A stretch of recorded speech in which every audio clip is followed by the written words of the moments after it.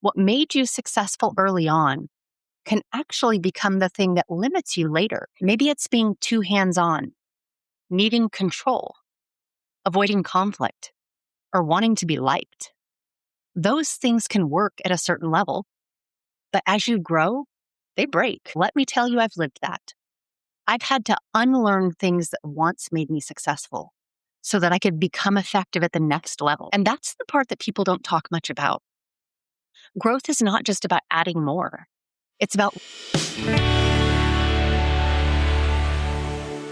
Welcome to Evoke Greatness, the podcast for bold leaders and big dreamers who refuse to settle. I'm your host, Sonnie, CEO, entrepreneur, and someone who's spent over 20 years building, leading, and learning what it really takes to rise. Every step of that journey has taught me something worth passing on. Lessons in business, leadership, resilience, and the psychology behind it all. Here, you'll hear raw conversations, unfiltered truths, and the kind of wisdom that ignites something deeper in you, your courage, your conviction, and your calling. This show will help you think bigger, lead better, and show up bolder in every part of your life and business. This is your place to grow. Let's rise together.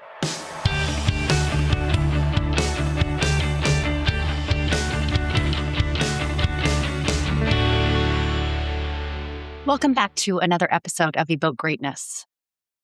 Most business content today falls into one of two categories. It's either tactical with no soul or inspirational with little substance. And if you're leading something, building something, carrying the weight of real decisions, neither one actually helps you. Because when you're in the seat, when you're the one responsible, when people, outcomes, and expectations are sitting on your shoulders, you don't need more noise. You need clarity and truth. You need something that actually helps you think differently. So today, I want to go deeper, not into theory, not into surface level strategy, but into what it actually takes to lead, to grow, and to become the person your next level is going to require. Because growth will ask more from you than you think. And if you're not prepared for that, it's also going to expose you. I didn't start at the top. I worked my way up slowly through different roles, different levels, but learning the business from the ground up. I've been in rooms where decisions get made, and I've been in rooms where decisions get handed down. I've been the one executing, and I've been the one accountable when things did not go as planned. And I've seen it over and over again.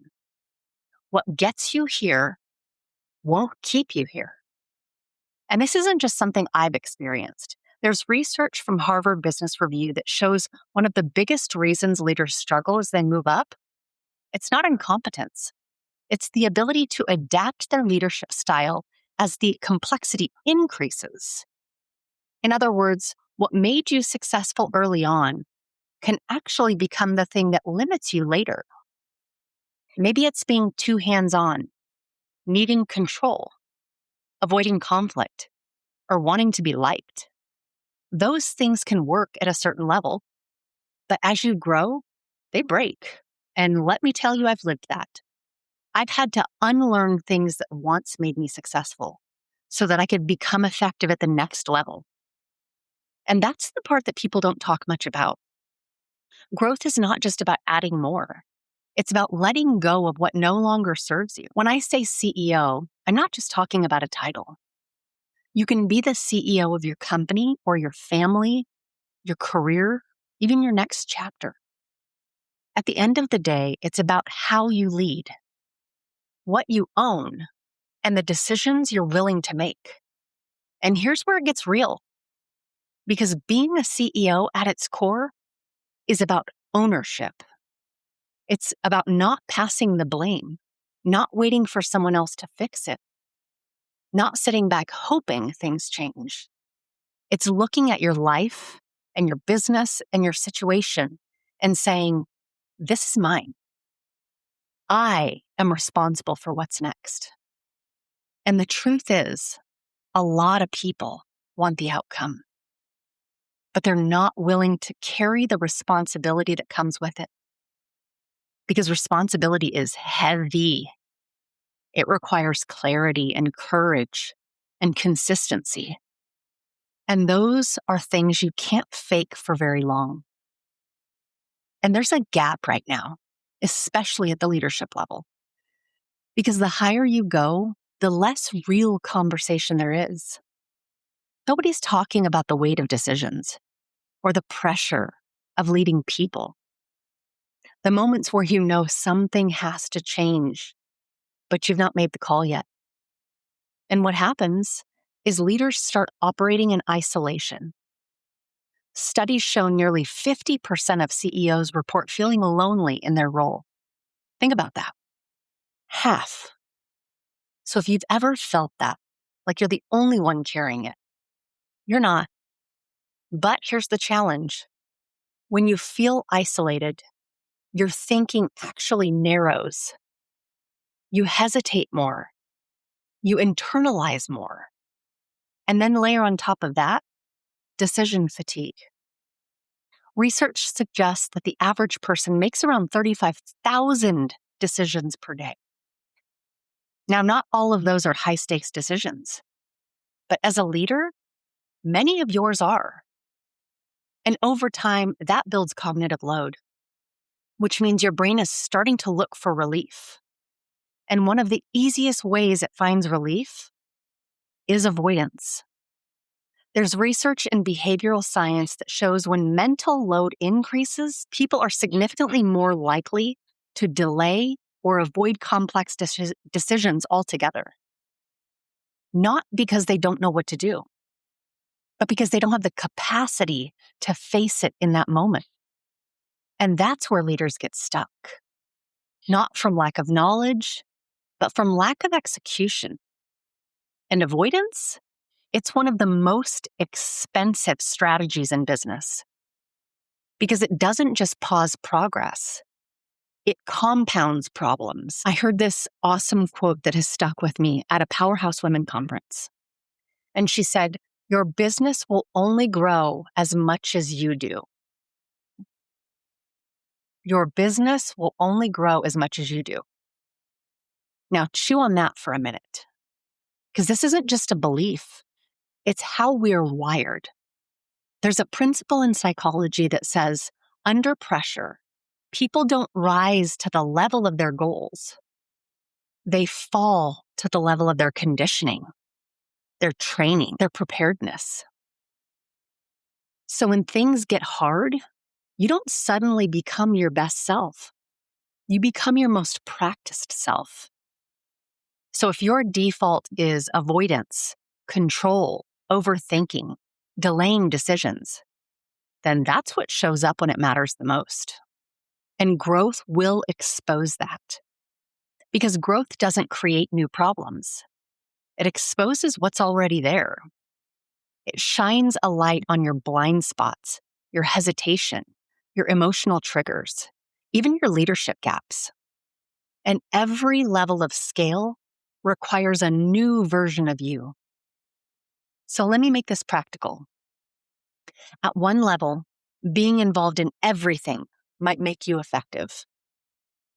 At the next level, it makes you the bottleneck.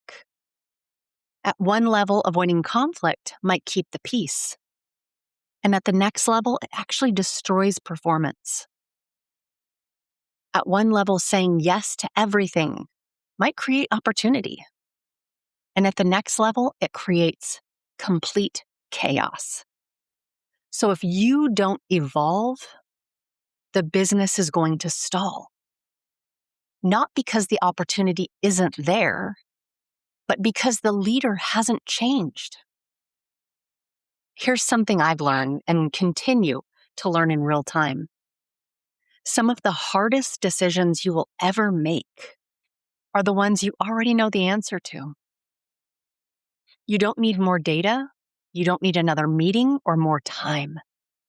You just need to act. And psychology explains why this is so hard.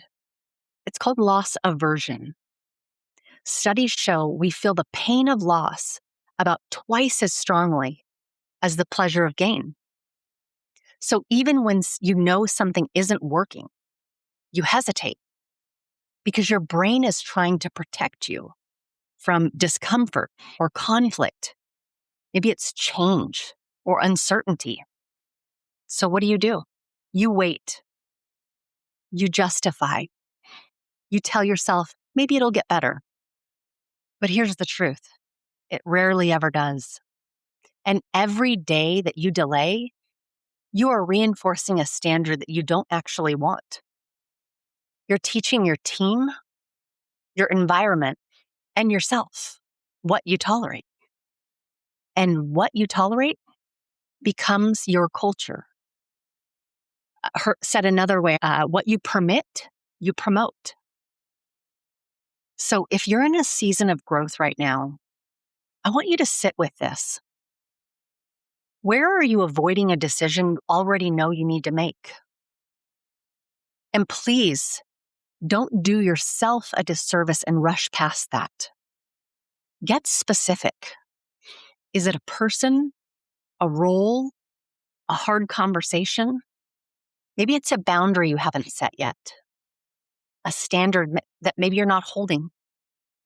And now I want you to ask yourself, what is this delay costing me?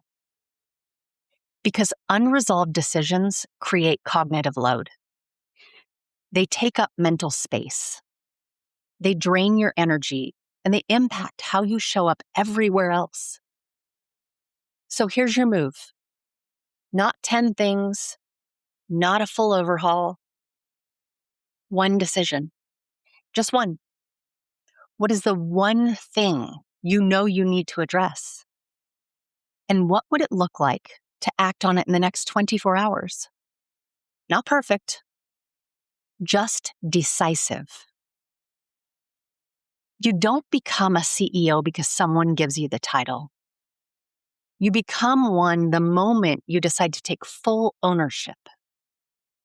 No excuses, no delays, no waiting. So if you know there's a decision in front of you, make it. If you know there's a standard that you're not holding, raise it. And if you know that you are capable of more, then stop negotiating with yourself and step into it. If today's episode challenged you, moved you, or lit a fire in your soul, don't keep it to yourself. Share it with someone who's ready to rise in their leadership, their business, and their life. And if you haven't already, I'd be so grateful if you took 30 seconds to rate and review the podcast. It's one of the most powerful ways to support the show and help us reach more bold leaders like you. Because this isn't just a podcast, it's a movement.